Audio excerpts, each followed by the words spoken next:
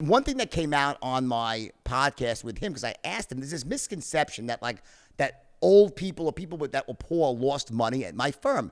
It just wasn't true. Like, it was not true. Like, I ran the firm, and this was a policy in place. Like, we only call rich people. Now, it was on purpose. I didn't want people that couldn't afford to lose, but also because I'm a greedy bastard. Like, hey, you know what? If you're going to go take money, you might as well take it from those who have the most, because you're going to get the most. So I'm not trying to say I was the greatest guy ever, but I certainly purposely steered clear of people that could not afford to lose money, right?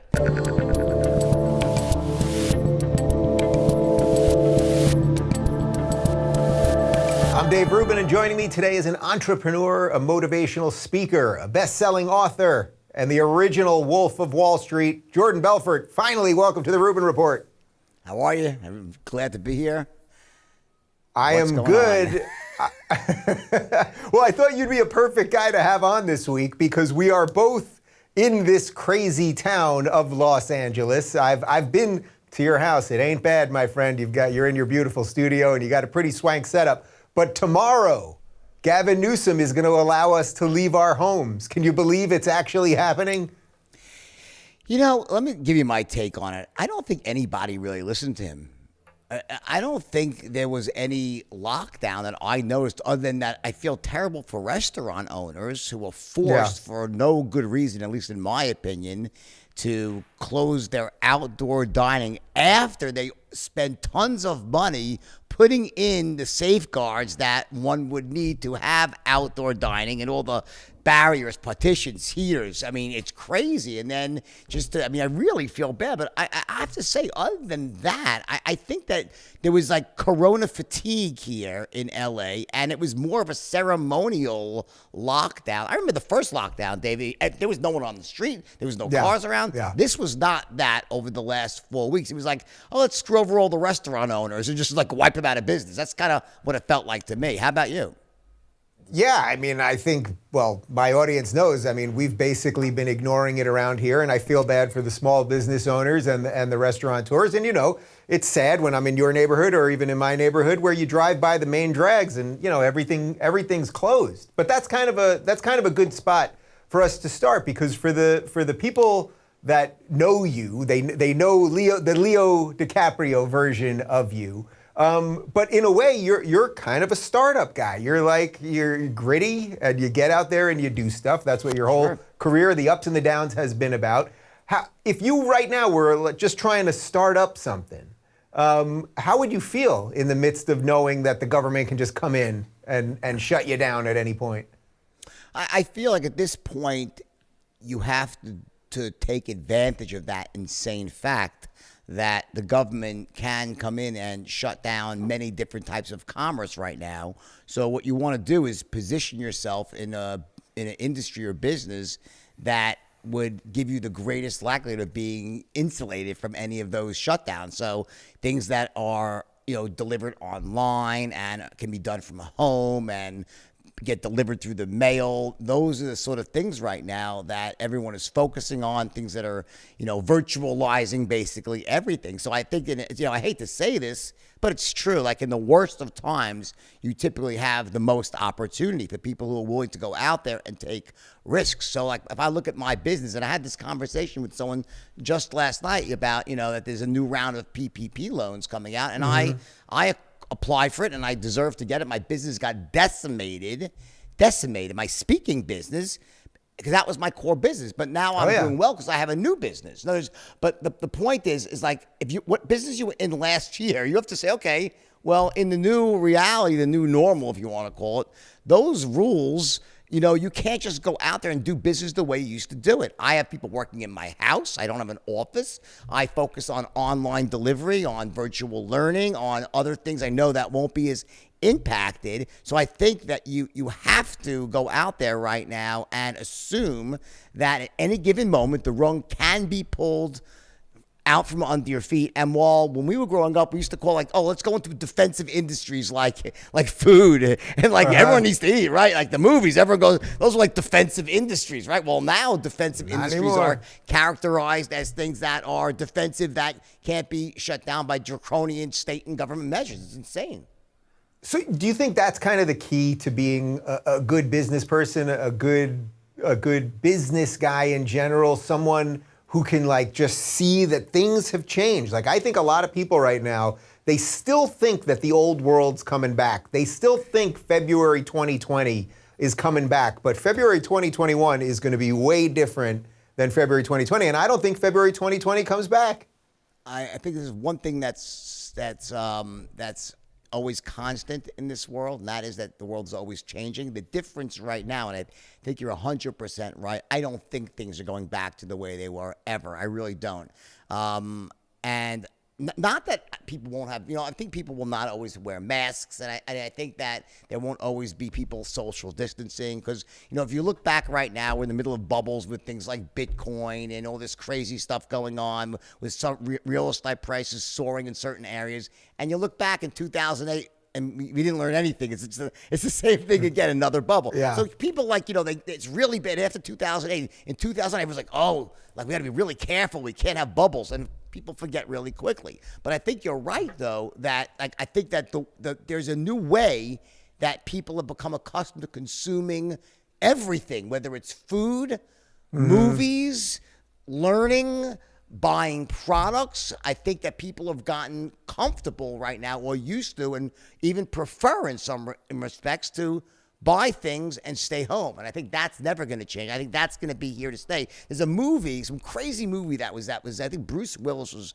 in this movie where they what was it called? Where they're like, they all live virtual lives. They're like actually locked away in these like little shells. And they have like their counterparts, like their clones go out there and move through the world because it's too dangerous and too deadly with viruses and diseases. I can't watch. It's a really interesting movie, but it's almost like what we're heading towards, I feel like. Yeah, I'm shocked. I don't know what that is, but it's got a bit of the Matrix in there for sure, right? 100%. Like we're just the batteries for the digital world in essence. Basically, yeah. I think that one of the things you brought was a very good point. Is that what makes a great business person? It's not just seeing; it's also the ability to pivot quickly. It's pivoting and learning how to be wrong quickly too. You have to learn how to try things and be wrong and live to fight another day. Not to get so emotionally involved in the things that you're trying, where you feel like, I got to make it work. It's like, I went this far. And, no, and it's just a bad idea. And like, you try it, doesn't work, next. And really to not get caught up in bad ideas, not to go down rabbit holes. And also just to keep trying and trying and trying. And again, until you find that model. And I think if you do that right now, there is a path to success for everybody out there, no matter how desperate things might seem right now. So that right there is what I want to spend most of our time talking about, because that's your expertise, and you've it's not something you're just talking about. You freaking lived it. But right, I live it. Yeah, again and again, always. Yeah. But one thing before we get to that, since we are both in LA right now, my audience knows, like, I went to Florida a couple weeks ago. I was happy, man. It was open and good. People were smiling. Like, there was some great energy there and everything else. Are you worried about the future of LA, not only because of Newsom and lockdowns and all that, but the progressive mayor Garcetti here, and just generally the amount of homeless and drugs and the whole freaking thing? Yeah, I'm out of here. I'm getting out of here. You are? Oh, great. Yeah. But I mean, you're on my short list of like 4 friends left now. I gotta go. Yeah, I might keep a small apartment here at some point. I mean, I can't. Listen. California was the place that everybody else dreamed of moving to. It's this, and the weather is beautiful, the terrain is beautiful, the air is mostly clear, at least where we are, right? And but I think really poor political policies have turned it into a freaking cesspool. Not only that, but into a high tax cesspool. And I don't care paying. I'm okay to pay taxes if they're going to use those taxes for great things. But they're not. They use the taxes. They're wasted. And I can't. It's honestly beyond the pale what's happening here. And I think the only solace I could take is I think it's worse in San Francisco. So I think it's actually worse there, right? So well, it's not as bad there yet. Right, so I plan on moving to Florida, and what's bothering me is like it's causing a bubble right now. Everyone's running to Florida, driving up real estate prices. I'm kind of waiting, like, I don't know, but like again, it's this weird thing here where you and I are watching. We're almost like sitting here and watching in real time the decline and unraveling of once great city. It's insane to watch. Yeah, and what's also weird about it, and I think this exact same thing happened in San Francisco, was it doesn't happen overnight. It takes a couple years, but if you talk to literally everybody, anyone that will talk to you, they all admit it's going in the wrong direction. Yet for some reason, people in LA, they can't make the connection between voting for policies and these politicians and then the bad stuff that happens. There's like a complete disconnect there. Because I think what happens is that, and I don't want to get to left right here, because I think that what the Democrats have been very, very clever and very adept at this hearts and minds campaign of using this sort of, they've linked these things where there's some moral high ground that they have with things like climate and gay rights and other things that are completely unlinked to the economy, and yet it becomes an emotional issue, and people, when they go to the voting booth, often vote based on emotion and not based on logic. And they've been really, really clever. They've consolidated this party, which comes to represent things that, like, I think most people don't agree with fiscally, but they have this overwhelming, and I think the Republicans have made some huge errors. Like this, the gay rights. Like, I mean, good Lord. I mean, stop already. I mean, will you just stop? Like just accept it. No one. It's so stupid. So if the Republicans hopefully will wake up and see what's going on right now. Like, they need to, and they've come a long way, I believe. I don't want to get caught up in the election and stuff, but I think that it's time for the Republican Party to be what it should be, which is the most inclusive party for everybody, that cares about less government, more rights for people, and not screwing around with everybody's life. And somehow and both parties always get hijacked by the extremists on either side. But what happens is the extremists on the left have this moral high ground, so to speak, and they're using that to win the hearts and minds of young people and the academics and the high-tech, mafia there, whatever you want to call it. And it's causing elections to be swayed in one way. And it's basically taken this once great city and it's, essentially flushed it literally down the drain. All right. Well, look, if you buy a couple acres in Florida, maybe just clear out some land for me and I'll slowly... Yeah, buy the gator patch. Like, hey, Dave, come on. Don't worry. They don't bite. They're not crocs. They're alligators. Big difference, Yeah, big difference. All right, so let's talk about that other stuff, though. Let's talk about the stuff that you really, it's your area of expertise. First off, I am sure that everyone watching this has seen Wolf of Wall Street, but for the people that aren't sure who Jordan Belfort is, give me the minute elevator pitch on what you've done. So, when I was very young, we grew up in Long Island, both of us, right? I started a firm in the late 80s, and I uncovered this niche in the market for selling $5 stocks to the richest Americans. No one had tried it before, and I then very shortly thereafter discovered a way of training salespeople so I could take average people that really weren't great at sales and make them unbelievable at sales. Those two things combined resulted in me building what became very quickly the largest firm in the country back when I was still in my early to mid 20s, and I was making $1 million a week. And I was from a poor family, and I absolutely went hog wild and lived out every adolescent fantasy I could ever have dreamed of, from, buying a white Ferrari Testarossa because Don Johnson had one in Miami Vice, from taking a private jet out to L.A. and renting out the presidential suite, the Beverly Wilshire, because Richard Gere had done it in Pretty Woman. I went full on there. And ultimately, it started off as a beautiful, amazing thing, and I lost my way, and I started manipulating some stocks, smuggled money to Switzerland, clients lost money, I went to jail, and I wrote a book about it, and that book became a movie. And I got really lucky because when you make a movie, there's two things that can happen. You could have a movie made about you, and I love Danny DeVito, but let's just say you can get played by Danny DeVito, or no offense. I love Danny, or Leonardo DiCaprio, and have Martin Scorsese direct that movie. And I have to say, what they did is they took a book that I worked very hard on and I was proud of, but they and the writer Terrence Winter is a brilliant guy, and all of us together created what really ended up being a very special, amazing movie that has certainly stood the test of time and become probably one of the biggest cult hits of all time. And I think it will. I don't see it ending. I think it's just here to stay forever because it really connects with people.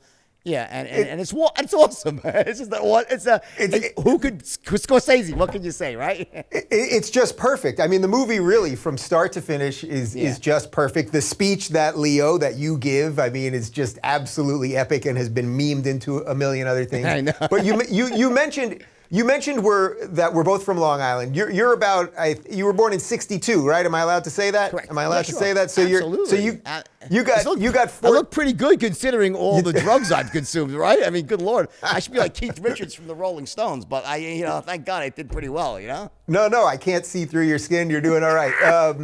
But no, you got 14 years on me, but we basically come from virtually the same town, and a lot of the guys that are in the movie that you train, in effect, are from Syosset. They're from Plainview. It's a lot of these local Long Island towns, right outside New York City. And we talked about this when I was on your show, but I'm sort of fascinated by it. There is something about Long Island that has generated so many talented people, corrupt people, comedians, actors, money guys. David, it's nuts.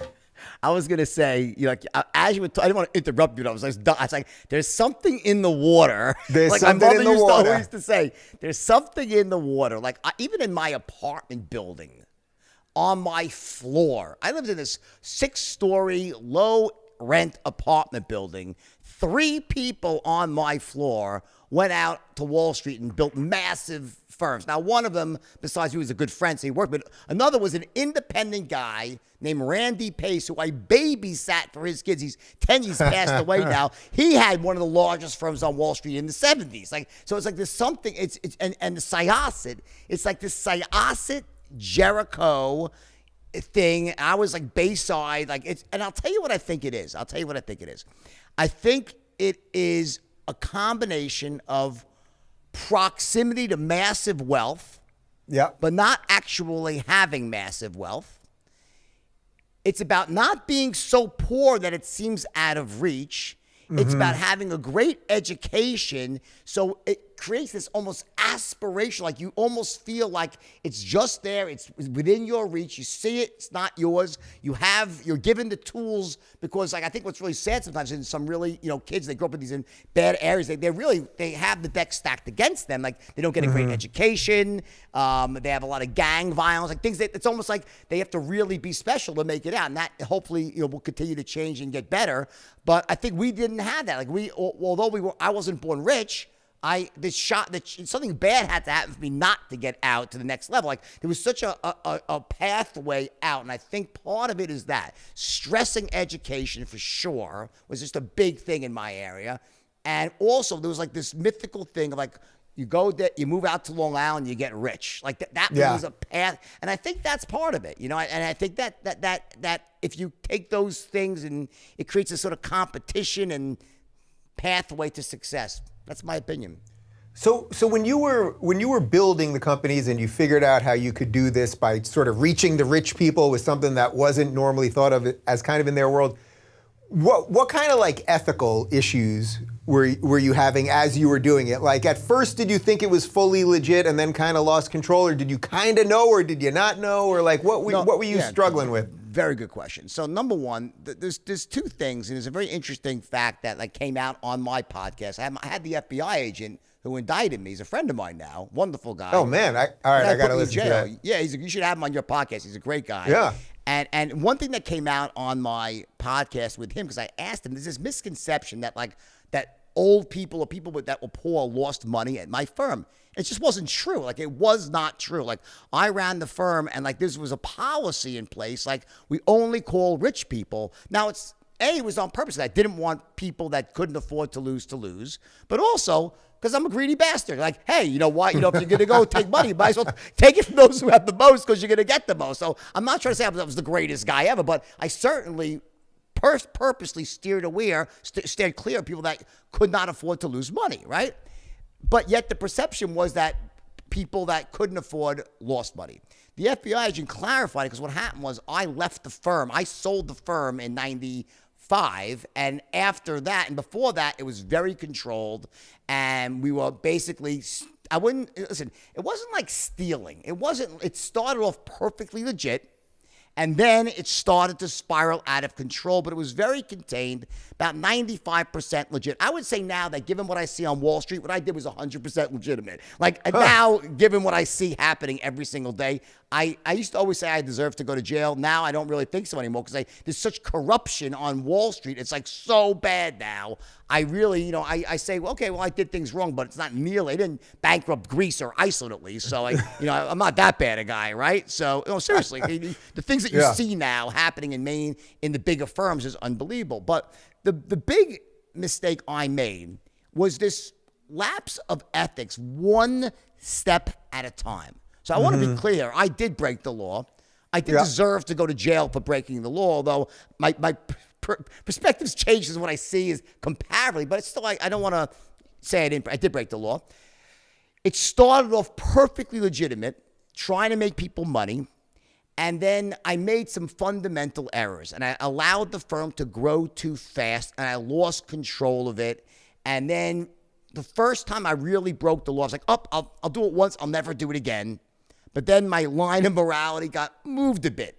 So next time, you do things good again then next time you step over, it's a little bit further to the right and then back again. And before you know it, through these tiny, almost imperceptible steps, you're doing things you thought you'd never do. You're associated with people you never thought you'd associate with, and it all seems perfectly okay. It's like you dip your toe into a bathtub, piping hot water. You're like, oh, wow, so hot, right? And then 3 minutes later, you're in the water and it feels fine. Now, when I was a young boy, I remember distinctly thinking, I know what's going on. I get in the bath and the water's cooling down because my body's cool. But no, the water's not cooling down. You're just getting used to it. Yeah. And that was the mistake I made. And it's a mistake I'm very aware of today. Like, I won't even take one little step over the ethical line. Like, I'm more careful than anybody else because I can't afford to have a second hiccup here, right? So I always say to myself, like, any action I take, like, if it's even the slightest bit unethical, I just won't do it. I'm not going to take that chance. That's my best protection against ever doing anything wrong again. And I think it's really good for everyone to look that way. But there are some things in life where there's gray areas, and there's nothing wrong with playing in the gray. You know what I'm saying? But, I think that the test is if you're going to hurt someone else along the way. That's probably the single thing that's like, if you're going to hurt someone else, if it's a victim list in the gray, okay, well, you can consider it. But other than that, it's a no-go. Well, I just love the honesty there because I think a lot of people think it's like, there are like good people and then one day they just make a decision to like do bad things, where it's like, along the way of building something that started just exploding under you, like some some decisions start being made, and then next thing you know, you're in that different water. But one of the things, I watched the movie about 2 weeks ago in preparation for this, and I've seen it probably 10 times already. But one of the things that I think is like your greatest skill, and I sense probably what you get the most joy from, is the way you were able to train these guys. Just guys that weren't thinking that they were going to be selling stocks, guys that probably didn't have much of a future, guys that were doing all kinds of drugs and had all kinds of other problems, but that you could turn them into something that they weren't is pretty cool. It's still to this day, it's definitely the passion I have. And I love the fact that I go out and get to do that. Not as much now with COVID, but I still do it virtually, and I'm sure that part will eventually come back of speaking to live in these huge stadiums and stuff, which I used to do a lot of. What I really think, and I noticed this very young when I was in my early 20s, that I had this ability to kind of motivate and just naturally knew what someone wanted to hear, and I really perfected that over many, many years. But I think the most important thing to take away to everyone listening is that I don't think that you, the listener, I don't know who you all are, but what you're truly capable of. I think people tend to not realize what they're truly capable of. Like, we all have all this really bad programming, and so much of it comes down to you not possessing the skills that you need. There are certain core skills that you need to succeed in this world, and they're not all taught. Most aren't taught. Many of us are naturally good at certain things, but we don't realize is that, like, for example, okay, you want to play tennis and you suck, so what do? You take tennis lessons. Like, you go and get lessons, right? Well, if you want to go out and succeed in the world of business and make money, what do? get lessons. Like, it's so odd. Like, people fail to make this connection that, like, all of these things, especially now, when every bit of information is so at your fingertips, pretty much everything that you need can be learned or can be found. And if you're struggling right now making money or finding a career or just feeling like you're living an empowered life, it's not because you are fundamentally flawed or inferior or not worth it. It's because you probably lack some specific knowledge that you need to have in order to realize your dreams and your hopes and all the things that would just make you feel like life is just awesome. And it's all out there, and I think it's so freaking sad that people are like, they get blocked from going out there and living the life they deserve because they lack knowledge. It's like knowledge. I think that's the thing. It's not, this talent. I'm never going to be Roger Federer on the tennis court, but I could get good enough to have a lot of fun and win a lot of games from some good plays. Like you're never going to be me as a salesperson, but I could teach you to be so good at it that like you'll get whatever you want in life. And it's not just sales. It could be, how do you run a business? It's all out there. The templates, the work has been done by people. Granted, the problem is a lot of charlatans out there teaching stuff as well, but you could kind of, you can look at reviews and search around. But I would urge everybody here, like, I don't care, if times are tough right now or you feel like there's just like you don't know which way to turn, like, you have the ability to do whatever you want in life. You just do, as long as you're willing to take the time to learn the things you have to learn and take some risks. Yeah, and now you can learn so much of it for free too. It's like YouTube. A lot of this stuff is free. It's free. Yeah, I mean, I know people are paying you a lot of money to go to your seminars, but like at the same time, people pay me every single day and they buy my courses. And you know what? You could go online, go to my own website, and get enough for free. The difference is that, of course, if you pay, it's all perfectly laid out for you. It's the next level. But I purposely give it. I want people, if you can't afford it, just go and get the stuff for free from me. Because once they do, they'll buy, because they'll see, oh, wow, it's great, but I'd rather have it all laid out for me in exactly the right order. And with all, it's a better deal for them. But you can get everything for free. So it's not money. And everyone has enough time when it comes down to it. What happens is people, they get caught up in like these limiting beliefs with self-defeating attitudes and negative programming. They start thinking that, this is my lot in life and I'm stuck and, maybe it works for this guy or that guy or Jordan or Dave, but I'm not them. It's not, and it's so sad. I think now, if there's ever been a time where you can reinvent yourself, now is the time. The whole world is going online. Everyone is just, is in that same boat of like what's next? There's money always to be made in those situations. Yeah, I totally agree. It's like we're watching the old world go away, but there is a new world on the horizon, and there's going to be a lot of people that build a lot of cool stuff and make a lot of money in that process. Last night, a friend of mine had some surgery, and I was at his house, and he's telling me about Bitcoin and GameStop and all these things. And I was really ragging on this new world of like some of the way money's being made right now. But I think he missed my message. Like, my point is that like I don't play myself in some of these things that I think are like, it could go one way or the other. I'm more of a skills-based player. Like, I just like things that are more skills-based where I could stack the deck in my favor by being really great at something, versus like when I look at like throwing a dart and hoping I catch it going up versus going down, right? Yeah. So like my friend's like, oh, you're so negative on the new world. And I agree. I'm not. I'm positive. I think that you're 100% right. The old world as we knew it is basically either, I wouldn't say it's dead, but it's dying a very rapid death. And there's this new like entity forming right before our eyes of how people go about and consume and do and live everything and everywhere. And opportunity is all around us right now. And as long as you're willing to accept the fact that you're right, that it's not going to be February 2020 in another month right now. It's going to be 2021. And the lockdowns will end eventually. And you know what? There will be opportunity, I believe, that's going to be extraordinary. And there's also going to be some hell to pay for all the fiscal irresponsibility, but that's a separate issue. Yeah, so this is an odd segue from the success part, but as you were doing all of this stuff and the money and the traveling and all the crazy stuff you were doing, you were on a lot of drugs. I mean, the movie is sort of like an adventure through drugs. In retrospect, are you like shocked that you were even able to survive? And there were some moments where maybe you wouldn't have. Shocked. At this point, I think it's an amazing testament to the resilience of the human body, like the human liver.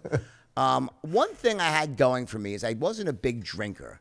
And I think that, like, what happens with a lot of the drugs that I took, and I got plain lucky, like better men than me have taken one hot dose and they've died, like Heath Ledger and a lot of great people, right? I got lucky, no doubt about it. But I wasn't a drinker, and I think what happens with alcohol is it sort of takes it takes drugs that you might know what the safe doses are for you, and it throws it out the window. It intensifies the effect of lots of drugs, and it depresses breathing and your heart beat. And I think I was pretty at least aware enough that I never got myself. I mean, I overdosed once, but that was pretty much on purpose. It was more of an outcry of an act more than trying to kill myself.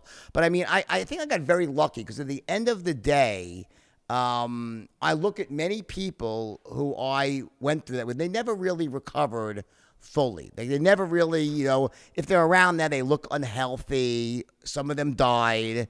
But I also, by the grace of God, by the way, as well. I mean, I got to thank. I think that I've never been. I believe in God, but I think that at this point, certainly, there's definitely a path for me that wasn't supposed to end back then. And I've been sober for a really long time. Like, I still drink a little bit, but I haven't done drugs. It's been a very, the last time I really partied like hard was April 17th, 1997.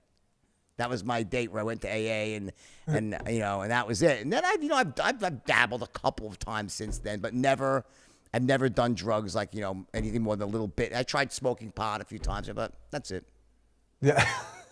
Yeah, but a lot of the guys though, They either didn't make it or they're pretty banged up those now. people. Yeah, it's pretty terrible. But I think also my drug choice was mostly like it was Quaaludes and cocaine. It wasn't heroin, and heroin is like more of like the death blow because it depresses your breathing, choking on your own vomit, stuff like that. Like I think the drugs that I did were more not safer. I was like, they're safe. These are safe drugs. I think they're less bad. They're less bad, so to speak. On the terrible index, and not quite as terrible, Right, exactly. All right, that's good to know, though, that you For do all you still children drink. out there. Yeah, you do still drink occasionally, though. So Yes, I love a nice little glass of wine here and there. I never drink enough to get really drunk, though, ever. It's not my thing. Yeah. So what right now are you seeing, sort of business-wise, with all the chaos and with the dinner that you had with your friend last night, and everyone's sort of hot on Bitcoin right now? And there's suddenly a whole bunch of, social media alternatives. I think a little bit about what I'm doing with locals.com. There's like a whole bunch of stuff sort of appearing. Are there things that are really interesting you right now? Yeah, so I have my own business which is doing really well. I'm growing it right now, which is a recruiting business that I'm rolling out around the world right now, where I help companies scale by finding them salespeople. So that's my long-term outcome that I see. I think a lot of the things that, these Bitcoin and trading, listen, there's windows of opportunity for everything. What always scares me about Bitcoin is that, as much as I know about the government and how they detest money laundering, I just scratch my head and say, how would they allow this to become something that could so easily be used to launder money? And it can. Like, I don't care what I listen. I have a lot of friends that are really successful that love Bitcoin, and I have some that hate Bitcoin. And the ones that love Bitcoin, they're legitimate people, and they're not scamming. They just they like it. They have their reasons why. But I know enough about it. It's very easy to use Bitcoin to like hide money and and do deals that would otherwise be much more difficult to do through the traditional banking system. So my point is, like, I just question. I'm not saying that's what Bitcoin is only used for, because it's not. But why would the government, it's my fear. It's like the government say, we spent all this time trying to stamp out Switzerland and the Caymans. So what all right, well, great. Let's just turn control over now to a system that we can't control. It doesn't make sense to me. The only thing that does make sense to me is if it's the government itself that released Bitcoin. And they know everything. Like it was actually the CIA or the government that's behind the whole thing. And they're like, go hide your money. It's great. And then like they know where everything is. If that came out and say, aha, now it all makes sense, Now you're really going down the rabbit hole. Other than that, I think the technology itself of blockchain is really elegant. I think it's got a lot of uses, and I think that I understand that Bitcoin is a lot of people that like it. And the more people, there's a network effect on that in terms of not so much for spending it, but there's a network effect of the more people that think it's worth something. I guess it really is in some respect. And then also that we always look at things from a purview of the United States and as having a stable currency. So, imagine if you're in a country, or let's say you're in Peru or somewhere, or Chile, or and that country and the currency is devaluing, or Cuba. And it's almost impossible to have to be able to hold currency because it's not worth anything. They would usually use dollars, but Bitcoin is is an alternative. It's not very good for transaction. It's a storehouse of value. I guess it's much better than their own basically worthless currency. So I think there's applications for other countries that we probably don't realize as much coming from the United States. I've seen it as I go around the world that people in other countries, they much more think it's like, oh yeah, it's better than my own currency. I'll take that any day. So we'll see. The jury's out. I'm still ambivalent. I think that it could go either way right now. If the U.S. government doesn't step in and try to squash it, I think it could go much higher. Do you think, despite the opportunity that we have right now because of the chaos, that just sort of generally the Biden administration with taxes and regulation and all that stuff is going to scare a lot of people from building the right businesses? What I think is that typically a president inherits what they got from the administration before them. So Biden will reap the rewards of Trumpism, and that will probably last for the first year or so, maybe two. And then the effects of Bidenism, whatever that might be, and the liberal policies will start to really take hold more in the second and third year and even fourth year of his term. So I think there's this really weird thing like, administrations, they either get the credit or blame for things that really probably weren't much of their own doing. And my biggest thing is immigration. I don't get it. I just don't understand. I don't understand. There's no doubt the immigration system is broken. I have clients who are immigration lawyers, and so I really have a very good insight into immigration right now, really good insight. So I understand the system. It's terrible. It's broken. It needs to change. There's a lot of terrible things happening to illegal aliens that shouldn't be happening, that you probably would. I couldn't believe it until I actually saw it myself, that there are things that it wasn't like Trump's fault. It's been happening for a long time. It started under Obama. It got worse under Trump. But to let's say everyone could stay, it's insane. It's like it's pissing in the eye of every person that legally came here, as much as forgiving student loans is pissing in the eye of every person who went to school, borrowed money, and paid it back. It's like there's moral hazard here in this thing. And so, obviously the intelligent person would say, if I'm going to make no consequence for sneaking in, everyone's going to come and sneak in. If I make no consequence for not paying back student loans, no one's going to pay back their loans. So there's a huge issue with these things, and I think that the common theme that you and I think agree on is that about just personal responsibility for one's actions, and I think that's like almost the underlying theme on the left is like there's almost a lack of personal responsibility for one's actions and where one is in life at this moment. Where does just common sense fall into that? Because it's interesting when I listen to you, it's like I know you can go deep on all the business stuff and how to help people succeed and all that. But you just strike me actually more as just like a common sense guy, more than anything in a way. And that may be a Long Island thing too at some level, or like a Queens thing. I think common sense is much more easily shown when one isn't saddled with prejudices. I don't care about any of the social stuff on either side.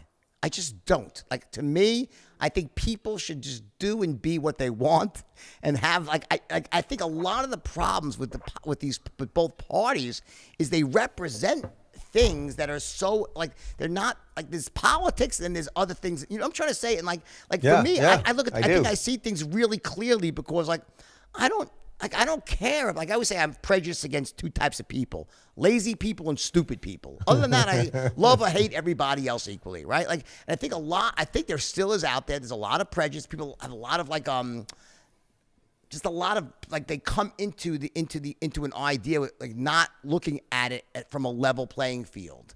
And I think I think one thing I do pretty well is I'm able to take a step back and go, like, it's called going better on my own. I just take a step back and say, okay, in truth, all things being equal, like let's take the bullshit out of this thing. What's the real truth here? Like I think I have a pretty decent read. I guess everyone probably thinks that. You know, right? No, I really think I have a pretty good read. I'm well educated. I make sure I listen to a lot of different points of view. So I think that if I sound reasonable, it's because I'm not allowing a belief I have about a core belief I have, whether it's about abortion or being gay or this. It's like, to me, it's so stupid, like to allow that to color your judgment for other decisions. But it does. I think it does all the time, and it's really destructive to the country and to the world. I really think it is. How much of that do you think is connected? You just mentioned that you believe in God. I've been saying for the last couple of months that I'm probably more of a believer now than at any time in my adult life, for sure. And I think it's partly that I've watched so many people from like a purely secular perspective or an atheist perspective that just like they can change their opinions on anything on any given day, depending on who said what, or if Trump said something, you say the opposite, something like that.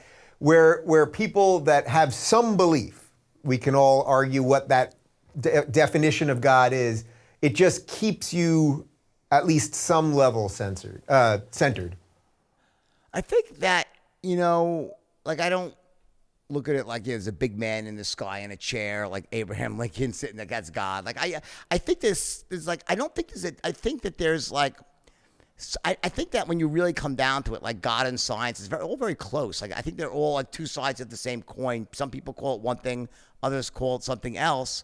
But I just think that like I'm not the highest authority out there myself. Like I think that there is truth.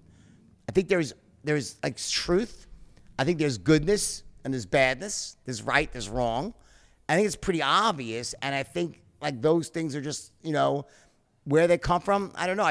When I say I believe in God, I mean I believe there's something out there greater than myself, and I don't really care what it is. I think it gets corrupted by religion, by organized religion. I mean, that's the biggest problem, is that people, it's such a powerful pretense and a powerful thought, just a premise that it's just so easily corrupted by smart people for their own ends. And I think religion in an organized sense is just that to the extreme. People that were smart took some people, whether it was Jesus or Buddha or whoever it might be, or Muhammad, had really amazing ideas. It was a whatever they were a higher level of thinker or teacher or spirit. And then, I could take that shit and freaking make it good. You know, I can get everyone to give money. I can control the population, make them, and that's probably the worst view of it. I'm sure there's a lot of benevolent people in there as well. But I think that at some point, a lot of this stuff gets goes towards the darker side because it's so powerful. Because it's such a, like, I think one of the greatest movies is like Contact. It's with Jodie Foster, right? Right. It's just a great movie. It. Carl Sagan, and, yeah. Right. And it's a great book, great movie, and like they ask her, so you think that 95% of the population is suffering from mass delusion? Right? I mean, it's like, right. It's like, okay. And she says, I've answered the question. Yeah. Basically, I've answered the question. Right. I think I've already answered that question. But the point is like, it's a valid, like, Occam's razor. Like, like, again, like everyone, it can't all be crazy. So I think that my biggest fear right now, you want to know my biggest fear, Dave? I'll tell you what it is. My biggest fear is that we're living in the midst of a reordering of the world as it is in terms of power between China and the United States. Mm-hmm. And I think there's the moment, the big cataclysm is going to be if there is a shift away from the U.S. dollar to another currency, whether it's the yuan or some other currency. This is going to be that black swan moment, that the reason the U.S. is allowed to get away with what they're allowed to get away with, and the reason the world is typically stable is the U.S. is that stable currency that's backed by only one thing: military might. Yeah. That's all it is. It's because we have more atom bombs and smart and planes and stealth and this and that. That at the end of the day, it just comes down. We could blow you up. Like it really. At the end of it comes down to just that, right? Right, because they own all of our debt. So it's like if they call in the chips, it's like, well, if the mafia doesn't have a guy that can beat your guy up, you're in pretty good shape. Exactly. It's really sad, but it's true. At the end of the day, it really comes by societies organized around war powers. It's like about war protecting and go back to ancient times. So I think right now, as you have China playing this really slow, methodical, long game, you can't be a consumer and stay on top forever. So there's producers and there's consumers. And the U.S. has become a consumer-based economy. We make very little now except ones and zeros. And, China now is, and by the way, China's also getting to the point now where, they are now, as you start to elevate out of that middle class, you become more of a consumer-oriented country. We're a financial services-based country, but that can't, watch what happens, though. Look, where does the wealth go? Where do the reserves go? They flow always to the people who are producing, not consuming. And that's why the U.S. is basically flat broke right now. And, it's almost like, we talk about too big to fail with our banks, but, the U.S. is the ultimate example of too big to fail because, if the U.S. dollar fails, well, good luck. What happens next? Like, not everything, but that's the question is like, how long can you kick the can down the road? And I think there's probably smarter people than me, that really study this stuff. That maybe I don't really know at this point, but it seems to me that like at a certain point in time, something's got to give, and it's probably going to have to do with an event, whether it's an EMT, I think. EMP event. Something's going to happen that is going to be impossible to come back from. And that's when we're going to see a complete reordering of everything. And here's the thing, how hard would that be to happen? An EMP. Like, that's not, like, I always wonder, like, when is like one of these crazy rogue, let's reset the board. Let's reset the board. It's the ultimate reset. They did it in Ocean's 12, was that Ocean's 11? Maybe it was the first one. They did it in like Avengers and Civil War. They did it. The guy did it like in Sokovia. The evil guy from Sokovia did it. Right, exactly. It's like an EMP. If they've done it in Avengers, then clearly they can do it. But I actually, the broader point though of like that they own so much of our debt and that we owe them so much money and that what ultimately keeps us safe is just our military. So it's like, yeah, we end up just kicking everything down the road until it's almost like it has to end horribly. It's not really something you want to think about, but at some point it's like, how does it not end? It's not like we can ever really pay them back. We can't get out of debt. Yeah. I'll tell you how it ends. Very simple. Look at England. I mean, like, England's a perfect example of a global power.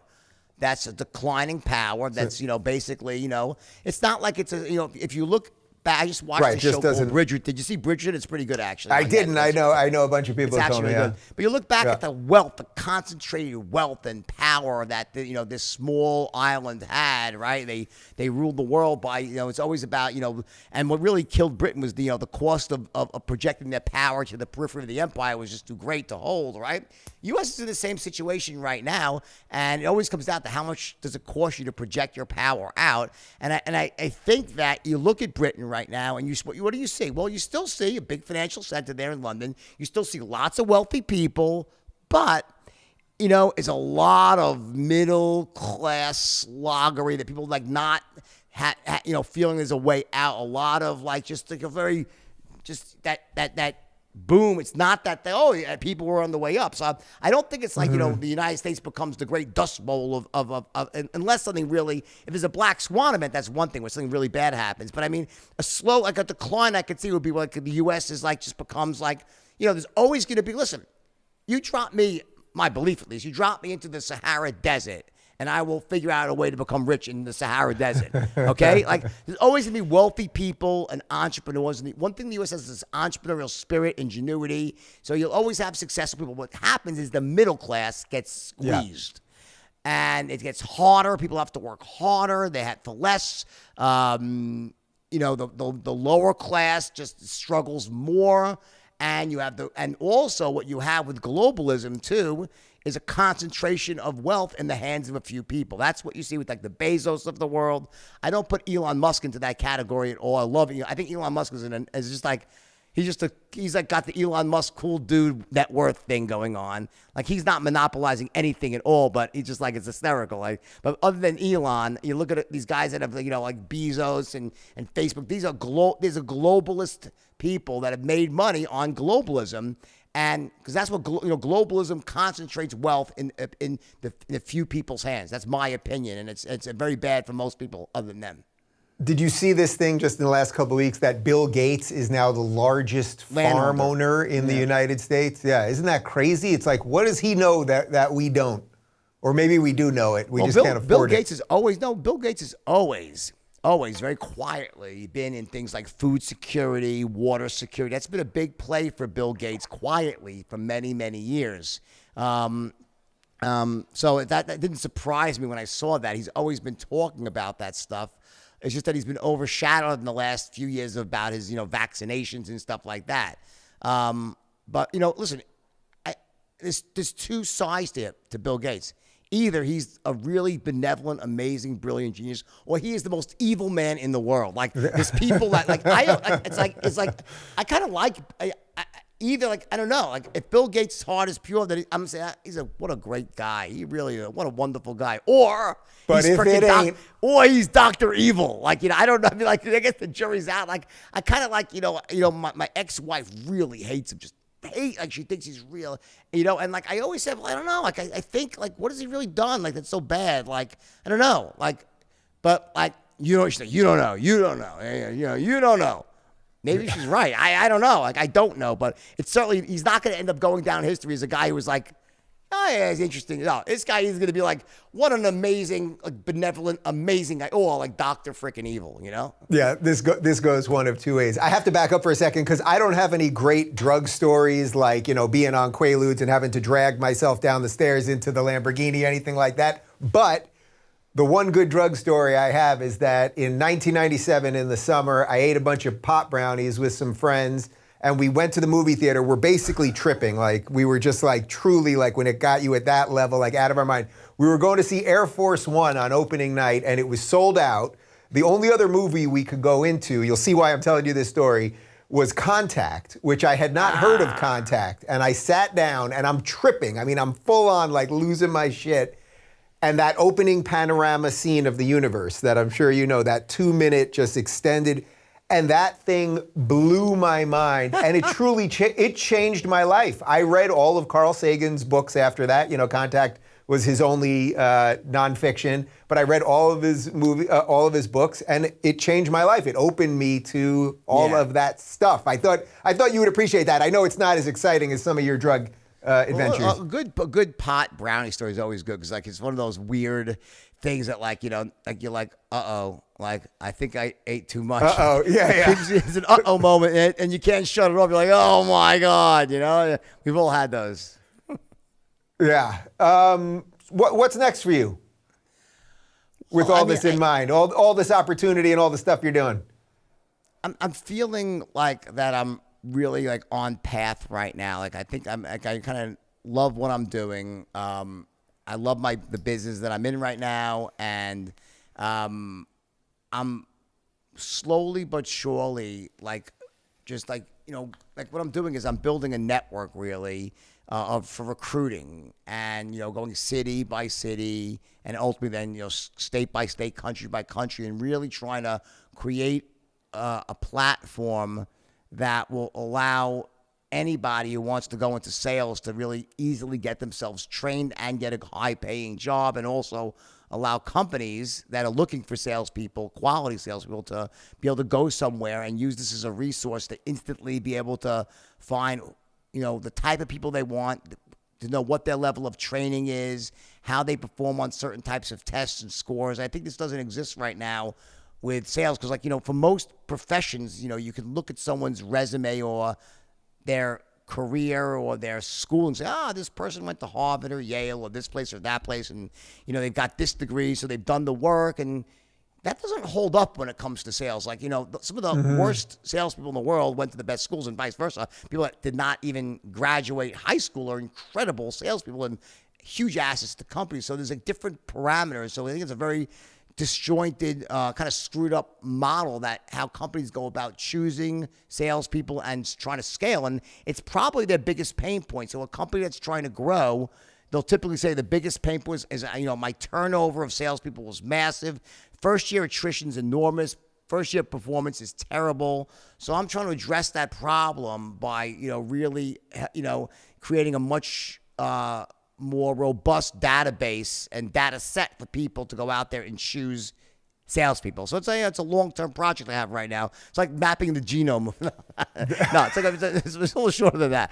But I'm doing that right now. It's going amazing. And I'm doing a lot of consulting right now for companies, exciting stuff. And I'm waiting anxiously for the world to open, and there's going to be just a wonderful year for me of just going country to country to country to country for all of those countries that I always go to. I just going to have a fun couple of years where I'll get to really travel the world and really do what I love doing, which is getting in front of large crowds. So in the meantime, I'm just doing that and having a lot of fun. Jordan, I owe you dinner. We're doing it at my place next week. I'm going to text you in a minute. We'll get it on the books. Text me and we'll do it, all right? And it was great talking to you. And wait, where are we sending people? I want to put a link in the description. JordanBelfort.com or straightlinehiring.com. Check it out, and everyone knows where to find me. I'm a weed. I'm everywhere.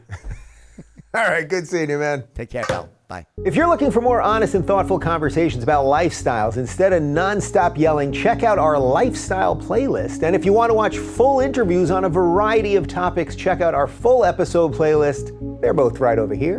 And to get notified of all future videos, be sure to subscribe and click the notification bell.